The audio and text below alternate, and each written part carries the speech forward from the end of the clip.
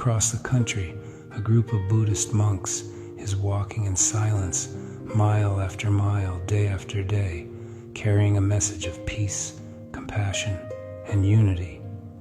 They do not march, they do not protest, they simply walk, allowing their actions to speak where words often fail. And walking beside them along this long road is someone who does not speak at all, yet understands everything. His name is Aloka, a dog marked with a small heart of peace upon his head, walking beside the monks, step by step, day after day.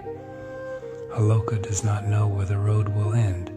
He does not ask how long the journey will be.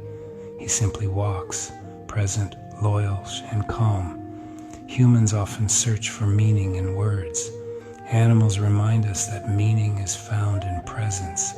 Aloka walks without expectation, without belief, without fear, and in doing so, he becomes a quiet talisman of this journey. This walk teaches us something simple, that love does not need instruction, and peace does not need explanation. Sometimes the purest wisdom walks on 4 legs and stays close, not to lead, but to accompany.